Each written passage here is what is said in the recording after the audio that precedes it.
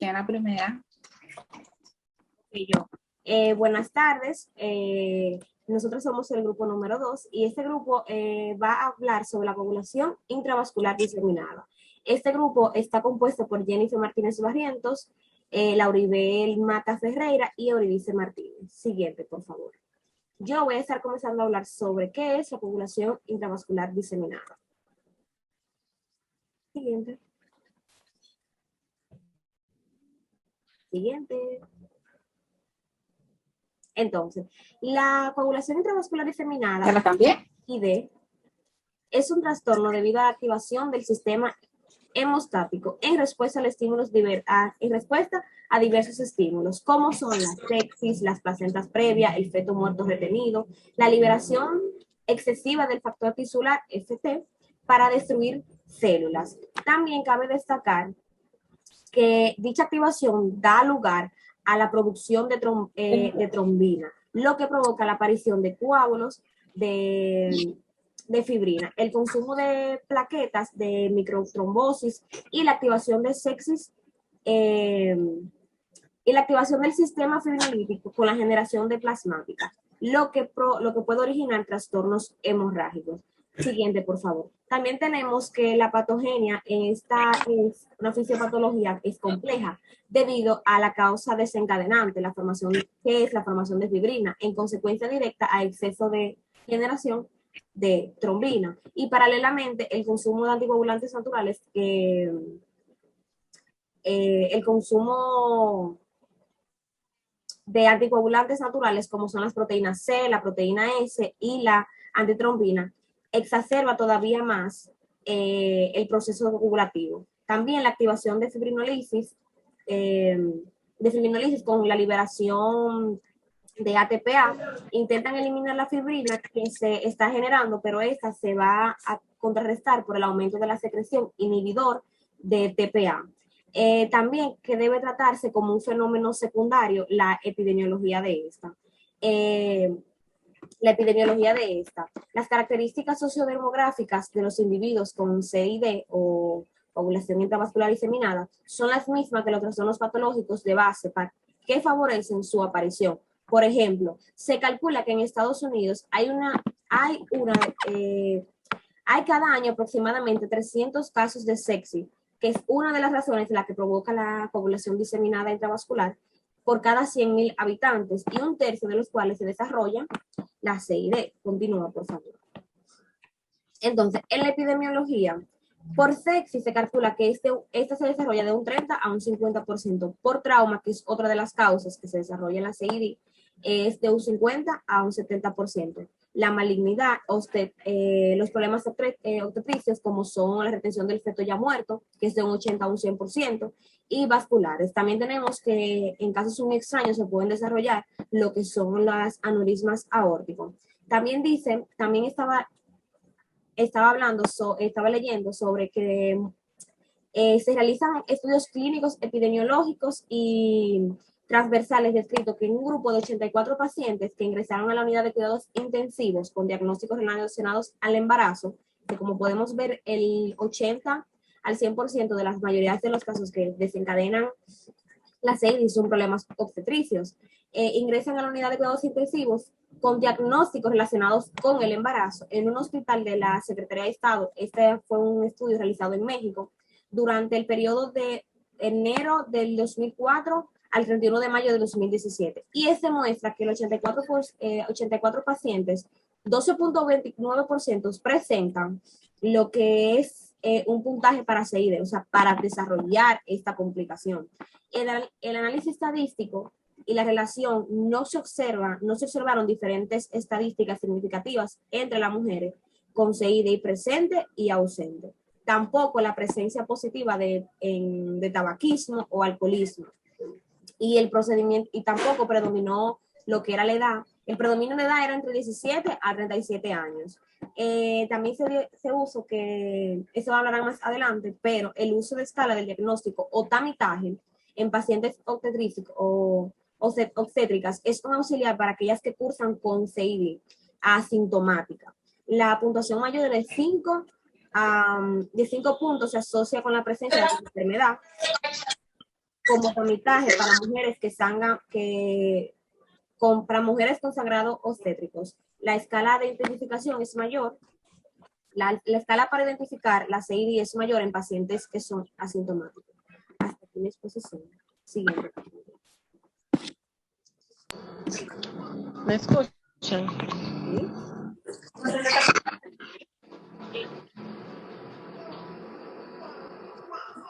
Bien, mi nombre es Lauribel y yo les voy a continuar hablando acerca de lo que es la clínica y los trastornos asociados en cuanto a la coagulación intravascular diseminada.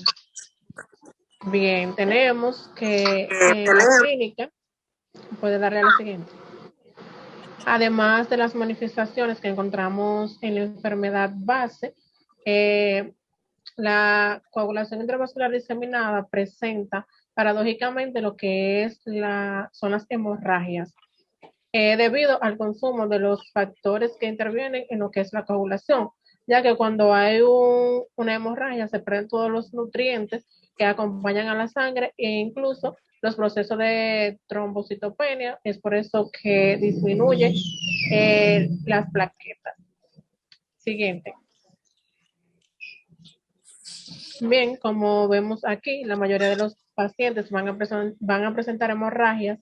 En las manifestaciones van a ser tanto cutáneas como mucosas, como por ejemplo en los lugares de punción venosa, como vemos en la imagen, y en las incisiones quirúrgicas van a aparecer estas cianosis, como vemos aquí en la imagen A y también en la imagen B. Con menos frecuencia, los pacientes van a presentar lo que son sintomatología trombopénica. Con la siguiente imagen. Esta se va a asociar con lo que es la acrocianosis, que no es más que una cianosis indolora y persistente, normalmente en las manos y en los pies, y se da en los vasos de pequeño calibre. Incluso los pacientes también pueden presentar lo que es gangrena en la nariz, en los genitales y en otras zonas en lo que existe una reducción del flujo sanguíneo secundario o vasoespasmo o microtrombosis, que es lo que se da en la primera parte que mencioné de la acrocianosis. Siguiente. Los trastornos asociados de la coagulación intravascular diseminada. Entre los trastornos vamos a tener lo que son varios factores que desencadenan a que aparezca la coagulación intervascular diseminada, entre lo que están las infecciones, con la siguiente. Bien, las infecciones, sobre todo las que son provocadas por gérmenes gram negativos, ya que estos liberan una cantidad de endotoxinas que van a dañar lo que es el tejido vascular y van a aumentar el factor de tisular. Al estas dañar el endotelio, también van a provocar que se dañe parte de lo que son la producción de los monocitos y también se puede presentar en una forma grave de coagulación intravascular diseminada, que es en el sepsis meningocócitas, que también es un germen provocado por bacterias gram negativas. Y también en esta va a tener lugar lo que son las glándulas suprarrenales, las cuales pueden producir shock y también pueden producir la muerte. A esta entidad nosotros la conocemos como síndrome de Waldenström-Friedrichsen. Para el tratamiento de las infecciones que provocan coagulación intravascular diseminada, lo ideal es la administración adecuada de los antibióticos y controlar lo que es la concentración o los desequilibrios ácido base y la concentración también de electrolitos, ya que cuando hay una deshidratación se pierden muchos nutrientes de la sangre. Siguiente.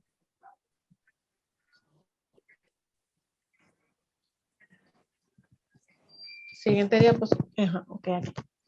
El siguiente trastorno que se asocia también a la coagulación intravascular diseminada, vamos a tener lo que son las neoplasias, fundamentalmente los carcinomas secretores, como por ejemplo el cáncer de páncreas, de próstata y de estómago, como vemos aquí, hay un cáncer aquí de estómago. ya que esos son órganos secretores. También se encuentra leucemia de promielocitos. Esa es una patogenia muy compleja, no se conoce quizás mucho de ella, pero parece desempeñar un papel importante en lo que es la liberación del material tromboplastínico por parte de las células neoplásicas. Por esto que las neoplasias de los órganos con mayor frecuencia secretores tienen mucho que ver con lo que es la coagulación, porque como existe un tromboplastínico, entonces las plaquetas se agrupan y no permite que salga lo que es la sangre. Siguiente. El otro trastorno asociado son los trastornos obstétricos, que mi compañera habló un poco de ellos también. Las complicaciones obstétricas asociadas con más frecuencia en la coagulación intervascular diseminada son el desprendimiento prematuro de la placenta. También tenemos lo que es la placenta previa, el embolismo de líquido amniótico, la retención del feto ya muerto, que mi compañera también habló un poco de esto, y los trastornos hipertensivos, tales como son la preeclampsia y la eclampsia. Además, también están los abortos provocados por infusión de suero salino e hipertónico, y también están los sépticos que pueden dañar lo que es el endotelio vascular y que suelen acompañar a la coagulación intravascular diseminada. La causa por la cual estos trastornos pueden afectar o pueden desencadenar a una coagulación es la liberación que estos hacen del material tomoplastínico hacia el torrente circulatorio. Siguiente.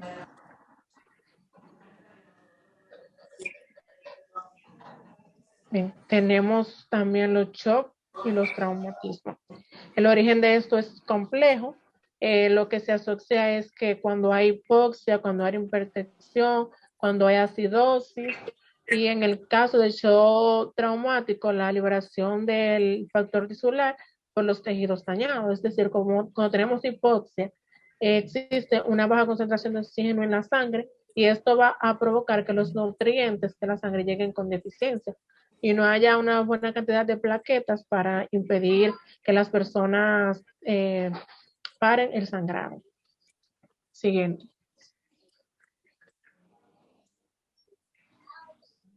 Tenemos el veneno de serpiente, que ya que la mayoría de las serpientes venenosas tienen actividad procoagulante en sus venenos. Entonces, al esta tener esta, vamos a decir, actividad que hacen que la sangre se coagule fácilmente, al actuar como una sustancia, esas actúan como una sustancia trombónica-like, o sea que a esta le atrae los procesos de coagulación. Siguiente. No, yo creo, no, está bien, déjala ahí. Entonces también tenemos lo que son los síndrome hemolítico urémico y púrpura trombótica trombocitopénica. Deja la otra que fue que todavía no había terminado. Entonces también tenemos el síndrome hemolítico urémico y púrpura trombótica trombocitopénica.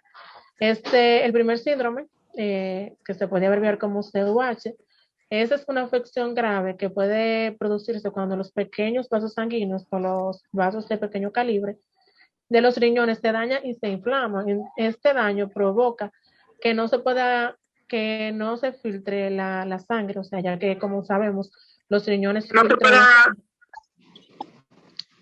filtran la sangre, entonces como va a haber una inflamación en estos vasos, no va a haber una filtración desde los riñones y va a provocar una insuficiencia renal y también puede ser mortal.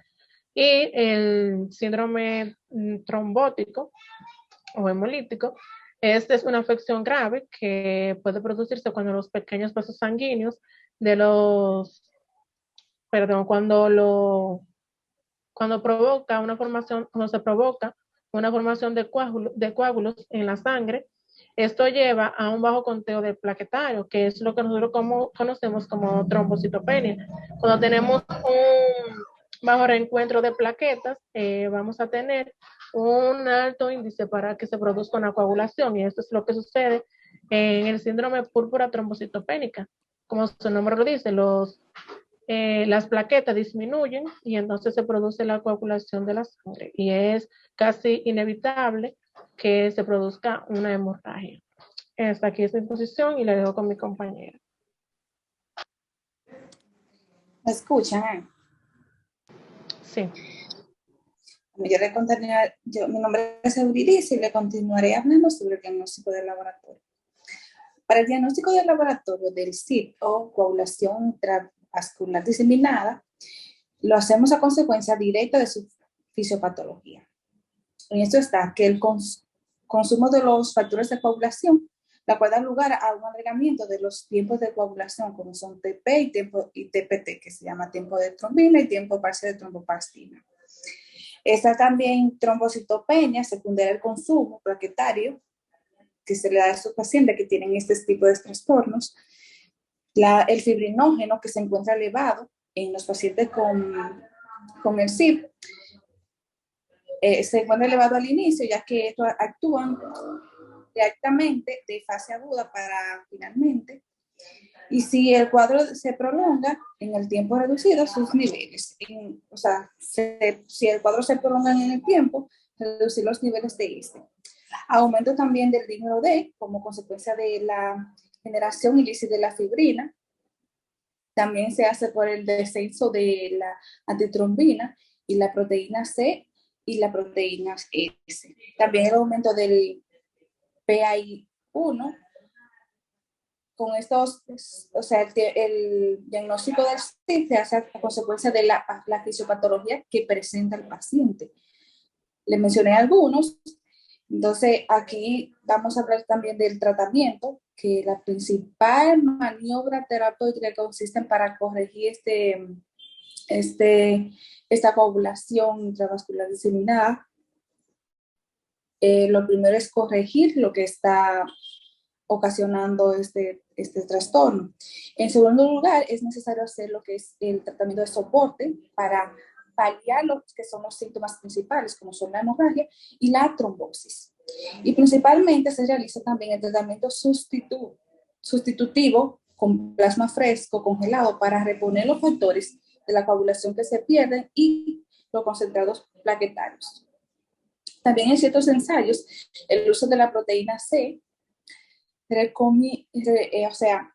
uso de la proteína C recombinante ha demostrado lo que es una reducción de la mortalidad en los pacientes con sepsis grave, pero los mecanismos de actuación aún no están totalmente aclarados. Y también el uso de la heparina, también para paliar los fenómenos trombóticos, que es más que controvertido, ya que paralelamente aumenta lo que es el fenómeno hemorrágico. Hasta aquí nuestra exposición.